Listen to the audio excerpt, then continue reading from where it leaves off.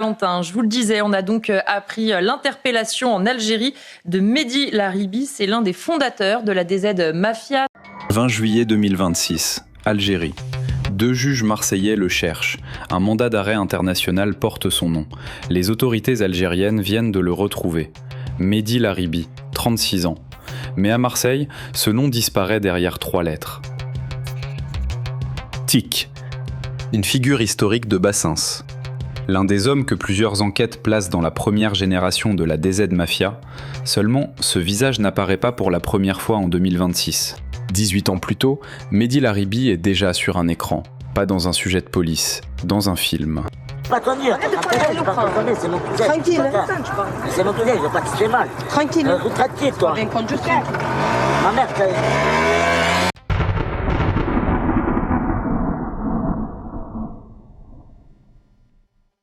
Marseille 2007.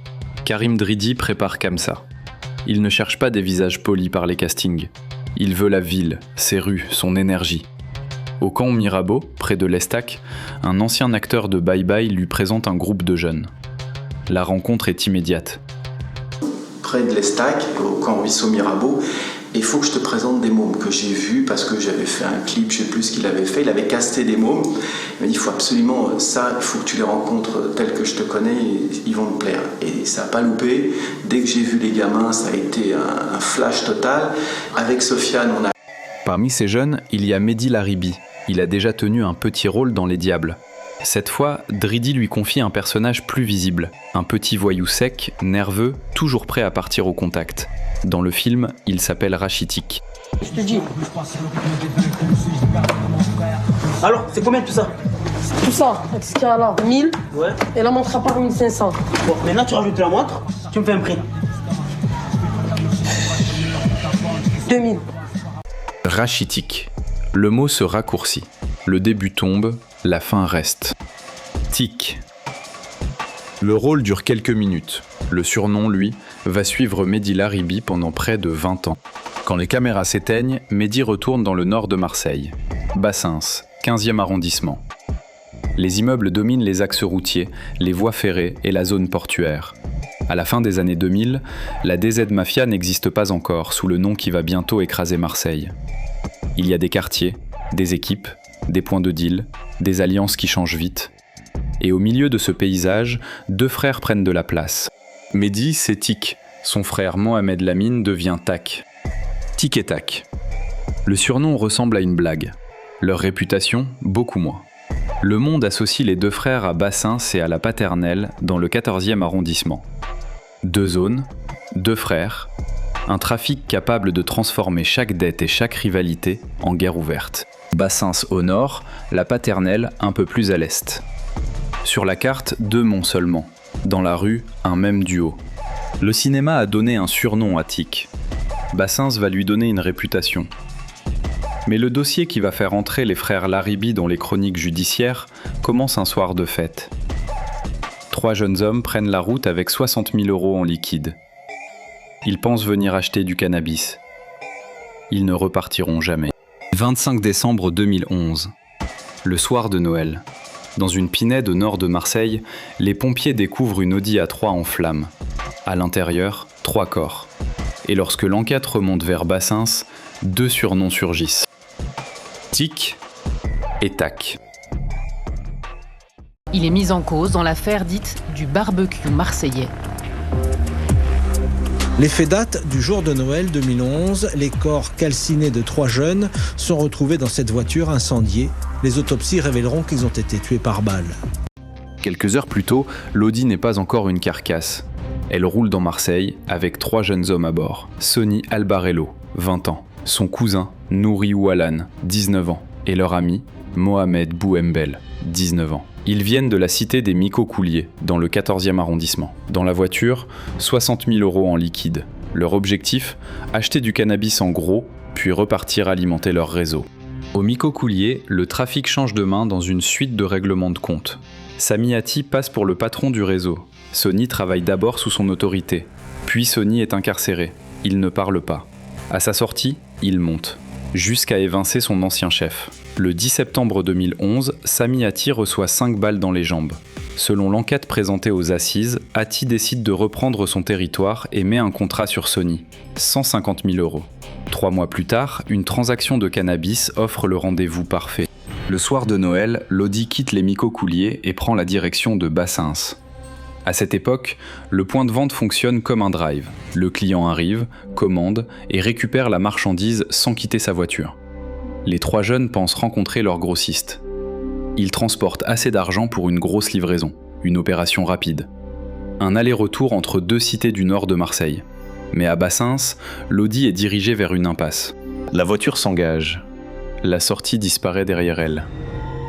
Les 60 000 € sont toujours à bord. La marchandise, elle, n'arrivera jamais. À partir de cet instant, le dossier devient une bataille de versions.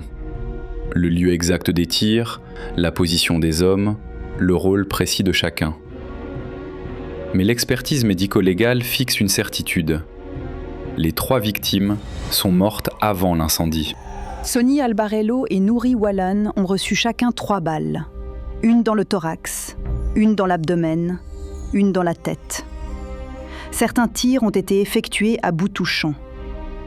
Mohamed Bouhembel a été tué d'une balle dans le thorax. 7 coups de feu. 2 projectiles de 9 mm seront retrouvés. L'expert balistique estime qu'ils proviennent probablement du même pistolet, sans pouvoir l'affirmer définitivement. Puis Lodi quitte Bassins. Elle remonte vers l'Épène Mirabeau, à quelques kilomètres de la cité. Un secteur isolé. Une pinède. L'endroit choisi pour faire disparaître la voiture, les traces et les 3 corps. Dans la nuit du 25 au 26 décembre, les flammes attirent l'attention. Les pompiers approchent de Lodi A3. Le feu dévore déjà l'habitacle. Sur la banquette arrière, ils découvrent 3 corps carbonisés. L'autopsie prouvera que le feu n'a tué personne. Il est venu après les balles. À Marseille, ce procédé porte un nom, le barbecue. Tuer d'abord, brûler ensuite. Effacer les traces et envoyer un message au réseau adverse. L'ADN rend 3 identités à la carcasse. Sony Albarello, Nouri Wallan, Mohamed Bouhembel. Au Micocouliers, leurs proches comprennent immédiatement que ce voyage vers Bassins n'était pas une simple transaction ratée. Dès les premiers jours, les mères parlent à la police judiciaire. Elles désignent le conflit autour du réseau et orientent l'enquête vers Sami Ati. Mais pour relier le commanditaire présumé, les frères Laribi et Lodi Brûlé, les enquêteurs vont dépendre d'une autre parole, une voix sans visage. Les Laribi ont tué les petits jeunes à la demande de Sami Ati pour le réseau des Micocouliers. Ça s'est passé à Bassins, à côté du drive. Ils les ont tués dans la voiture. Après, ils sont montés aux peines et ils les ont brûlés. Le témoin n'était pas présent. Il rapporte ce que, selon lui, toute la cité savait. Il désigne Mohamed Lamine Laribi comme tireur. Sur le rôle de Mehdi, il ne donne aucune scène précise. Le dossier se construit ainsi. Les mères qui brisent le silence, les téléphones, les expertises, les traces de l'incendie et plusieurs témoins protégés dont aucun visage n'apparaîtra dans la salle. 3 noms finissent dans le box. Sami Ati, Mehdi Laribi, dit Tic, Mohamed Lamine Laribi, dit Tac. Décembre 2015, 4 ans après Lodi en flammes, à Aix-en-Provence, les familles se font face à quelques mètres. 7 avocats entourent les 3 accusés. Les témoins apparaissent sous des numéros. La salle est sous tension. Le 17 décembre, les jurés reviennent.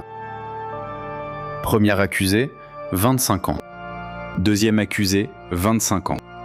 Troisième accusé, 25 ans. 3 condamnations identiques. Mais ce verdict ne survivra pas intact au procès en appel. 25 ans, 25 ans, 25 ans. Le 17 décembre 2015, la cour d'assises des Bouches-du-Rhône condamne Sami Ati, Mehdi Laribi et Mohamed Lamine Laribi à la même peine.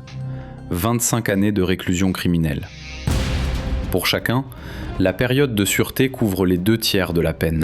L'accusation avait réclamé plus lourd encore, la perpétuité, assortie de 22 ans de sûreté.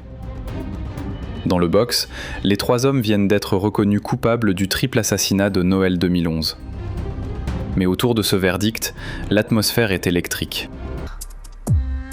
À ce procès du barbecue marseillais, il y a une ambiance délétère. Tout le monde a peur dans la salle. Il y a d'un côté les familles des victimes qui veulent s'exprimer mais qui sont un peu terrorisées. Il y a les avocats des accusés qui eux-mêmes sont un peu interloqués par cette ambiance. Le premier procès a tranché. Pourtant, le dossier reste fragile sur un point central. Les preuves matérielles sont rares. Une grande partie de l'accusation repose sur 4 témoins sous X. Des voix protégées, attaquées ligne par la défense. Les téléphones de 2 victimes ont bien accroché des bornes couvrant Bassins. Mais ces bornes couvrent aussi d'autres secteurs. Aucun témoin n'entre dans la salle à visage découvert pour raconter l'exécution. En première instance, le jury a retenu la même peine pour le commanditaire désigné, le tireur désigné et l'homme dont le rôle exact reste le plus contesté. 2 ans plus tard, tout recommence. 27 février 2017, Draguignan. Le procès en appel s'ouvre sous haute surveillance policière. 3 accusés, 3 dossiers désormais séparés par une question simple. Qui a fait quoi ? Pour Mohamed Lamine Laribi, dit TAC, l'accusation maintient la ligne du premier procès. Il est présenté comme l'un des exécutants. Pour Samy Hati, elle maintient le rôle de commanditaire. Pour Mehdi Laribi, dit TIC, le problème est différent. Les témoins l'associent au groupe. Le véhicule brûlé le rattache à l'après-crime. Mais pour les tirs eux-mêmes, la cour doit décider si le dossier prouve sa participation à l'assassinat. Pendant près de 2 semaines, les avocats démontent les témoignages anonymes, les bornages téléphoniques et la chronologie. Puis les jurés se retirent. 10 heures de délibéré. Mohamed Lamine Laribi. Culpabilité confirmée pour les 3 assassinats. 25 ans de réclusion. Période de sûreté des 2 tiers. Samy Hati. Culpabilité confirmée comme commanditaire. Peine ramenée à 20 ans. Mehdi Laribi. Acquitté de l'accusation d'assassinat. Condamné à 10 ans de réclusion pour avoir incendié la voiture qui contenait les corps. Faute de preuves, Mehdi Laribi est acquitté pour l'assassinat, mais écope de 10 ans de prison pour avoir brûlé le véhicule. Le premier verdict plaçait les 3 hommes sur la même ligne. L'appel les sépare brutalement. TAC reste à 25 ans, Samy Hati tombe à 20, TIC passe de 25 à 10. La cour ne le condamne plus pour avoir participé aux 3 assassinats. Elle le condamne pour l'incendie de l'Audi.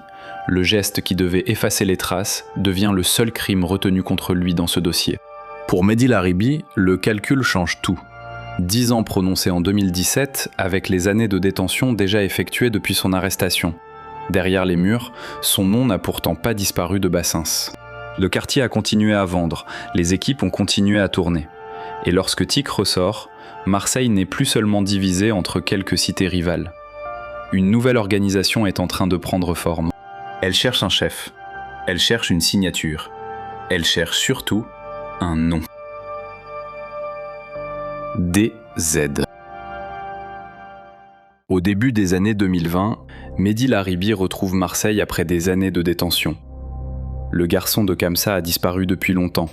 Dans les dossiers de police, TIC revient désormais comme une figure du trafic de Bassins. Mais le quartier qu'il retrouve ne fonctionne plus comme avant. Les équipes se rapprochent, les territoires se connectent. Une nouvelle génération cherche à changer d'échelle. Tout commence au pied des immeubles. Les accès sont surveillés, les clients filtrés, les véhicules observés. Ce contrôle n'est pas une reconstitution inventée. Des années plus tard, une équipe de TF1 filmera directement ces barrages à l'entrée des cités marseillaises. Une deuxième fois, il faudra voir ce qui se passe, quoi. Qui sait, d'où il vient, s'il a une clé sur lui, d'où tu viens. Et là, il faut rester présent dans la cité. Un seul policier de la BAC Nord accepte de nous parler à visage découvert. La future DZ ne naît pas comme une pyramide propre avec un seul patron au sommet. Elle ressemble davantage à une fédération. Plusieurs cadres, plusieurs équipes, plusieurs points de vente, capables de travailler sous le même nom. TIC est placé par les enquêteurs parmi les premières briques. Pas comme l'unique homme qui commande tout Marseille. Ce modèle possède un avantage brutal. Une équipe peut tomber sans faire disparaître la bannière. Un point de vente peut changer de gérant tout en conservant les fournisseurs, les relais et le nom. La DZ devient moins une bande fermée qu'un label capable d'absorber des équipes différentes. En octobre 2024, une note du renseignement criminel citée par Le Monde emploie une formule précise. le clan d'Abdelatif Laribi, dit DZ Mafia. Le surnom individuel est devenu une bannière collective. 2 lettres peuvent désormais signer un point de deal, une menace ou une opération menée loin de Bassins. TF1 entre alors en contact avec un homme qui se présente comme l'une des têtes de l'organisation. Son témoignage n'est pas une décision de justice. Mais sa description montre une structure répartie en plusieurs niveaux, bien plus large qu'une simple bande de quartier. Il nous parle de la DZ Mafia, comme d'une armée. Il y a une hiérarchie dans tout ça. Il y a 10 personnes qui donnent les ordres et qui dirigent 30 personnes. Et ces 30 personnes parlent avec leurs soldats. Et le réseau n'a aucune frontière. Puis arrive 2023. Face à la DZ, un autre clan contrôle une partie du marché marseillais, Yoda. La confrontation devient une guerre ouverte. Dans cet épisode, on ne racontera pas encore ses commandos, ses représailles, ni sa traque internationale. Il faut seulement comprendre ce qu'elle change. Après Yoda, la DZ n'est plus seulement un nom local. Elle devient une force que toute la ville connaît. 23 au moment du conflit de la DZ Mafia contre le clan Yoda, ça paraît presque déjà loin, mais c'est un conflit qui avait fait près de 50 morts à Marseille. C'est à ce moment-là qu'on a vu...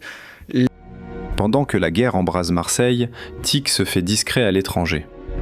Les services de police le situent en Algérie et lui attribuent la gestion d'importations massives de stupéfiants depuis l'extérieur.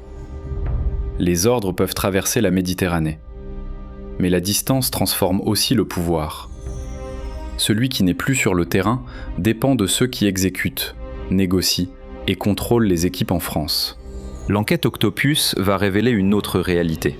Une partie des cadres continue à donner des directives depuis la prison. Les conversations captées décrivent plusieurs dirigeants autonomes. Certains contestent les choix de Tic, d'autres refusent de reconnaître son autorité. Plus l'organisation grandit, plus le pouvoir se fragmente. Le point de départ officiel remonte au 22 février 2024. Un juge signale que des gérants de points de vente rendent régulièrement des comptes à un cadre incarcéré. La JIRS de Marseille ouvre alors une enquête sur l'organisation. Les téléphones vont enregistrer une guerre de pouvoir que les façades des cités ne montrent pas. Tic reste associé à la première génération. Son nom reste lourd, mais l'organisation construite autour de cette bannière lui échappe progressivement. Derrière les murs, dans les cités et depuis l'étranger, plusieurs centres de décision se forment. Le réseau n'a plus un seul visage. Et bientôt, une cargaison va transformer cette rivalité silencieuse en rupture ouverte. Un camion arrive du sud. À l'intérieur, 5 caisses métalliques et plus de 9 tonnes de résine. Quand les portes vont s'ouvrir, la DZ va accuser l'un de ses propres fondateurs d'avoir livré le convoi. Le 21 avril 2025, un semi-remorque remonte d'Espagne. Près de Vitrolles, au nord de Marseille, 3 hommes cagoulés surgissent dans 2 voitures. Au moins l'un d'eux porte une arme de poing. Le chauffeur est braqué, ligoté. Le camion disparaît. À l'intérieur, 5 caisses métalliques hermétiques renferment une cargaison hors norme. Le camion est conduit à l'écart. Les caisses doivent être déchargées. Mais l'opération déraille immédiatement. Selon les éléments de l'enquête rapportés par Le Parisien, l'une des caisses tombe sur un manutentionnaire. L'homme meurt étouffé. Son corps est ensuite déposé près d'une caserne de pompiers à Marseille. 2 jours plus tard, 240 kilos de résine sont retrouvés à Gignac-la-Nerte. Pour les enquêteurs, ils proviennent de la même cargaison. Puis le camion repart. Pas vers un point de stockage marseillais. Il prend la direction de Lyon. Dans les conversations captées, plusieurs cadres de la DZ attribuent cet ordre à Tic. Le convoi arrive dans un dépôt déjà surveillé. La gendarmerie et le GIGN attendent. Le 22 avril, l'opération se referme. Le bilan officiel tombe. 3 caisses ont déjà été sorties du camion. 2 sont encore à l'intérieur. Une fois les emballages ouverts, les gendarmes comptent exactement 9133 kilos de résine de cannabis. Valeur estimée, 72 millions d'euros. La plus importante saisie de résine jamais réalisée en France à cette date. Dans le réseau, personne ne parle d'un simple accident. Les hommes perdent la marchandise, ils perdent une équipe. Et un nom revient dans les reproches. Mehdi Laribi, Tic. Ses rivaux l'accusent d'avoir fait repartir le camion vers Lyon, puis d'avoir livré le convoi. Dans leur conversation, le mot est déjà choisi. Trahison. La cargaison ne crée pas à elle seule toutes les fractures de la DZ, mais elle les fait exploser. Autour de TIC reste l'ancienne génération. En France, 3 cadres incarcérés apparaissent alors au premier plan. Amine Wallan, dit Mamine, Madi Zerdoum, dit La Brute, et Gabriel Horry, dit Gabi. À leur côté, Kamel Mimar joue un rôle central dans le camp adverse. Ils ne veulent plus seulement contester TIC, ils veulent changer de bannière. Groupe, c'est ça ? Oui, ils sont surnommés. Ce qu'on comprend, en tout cas, encore une fois, dans les sonorisations, c'est Madi Zerdoum qui le dit à un moment, qui dit TIC, c'est la DZ Mafia. Nous, on est autre chose, DZ-NG, pour DZ Nouvelle Génération. Depuis sa cellule, La Brute fait transmettre une menace contre TIC. Quelques mois plus tard, la rupture sort des écoutes. Dans la nuit du 12 janvier 2026, un commando armé et cagoulé fait irruption dans un logement de Bassens. Un adolescent est frappé. Sur les murs, les assaillants laissent un message visant TIC et Fondu, accusés d'être des balances. La DZ historique et la DZ-NG ne se disputent plus seulement un nom. Elles se déclarent la guerre sur le territoire de TIC. Le 9 mars 2026, l'enquête Octopus déclenche son offensive. Plus de 1000 gendarmes sont engagés. 33 personnes sont interpellées dans 6 départements. 9 autres sont extraites de prison. 26 suspects sont présentés aux magistrats, 15 sont placés en détention, 11 sous contrôle judiciaire. Plus de 4 millions d'euros d'avoirs sont saisis. Mais l'homme dont le nom traverse toute l'enquête est toujours en Algérie. Le 20 juillet 2026, le mandat français est exécuté. Mehdi Laribi est arrêté en Algérie. Le lendemain, il est d'abord placé sous contrôle judiciaire. Puis, le 10 août, l'annonce tombe. TIC est placé en détention provisoire. Le garçon découvert dans Kamsa, le survivant du barbecue et le fondateur présumé de la DZ se retrouvent enfermés derrière le même nom. TIC est derrière les barreaux. Mais l'organisation qu'il a contribué à faire naître ne tient déjà plus dans la main d'un seul homme. L'ancienne génération se fracture. Une nouvelle bannière apparaît. Et bientôt, Marseille ne parlera plus seulement d'un clan, elle parlera d'un label.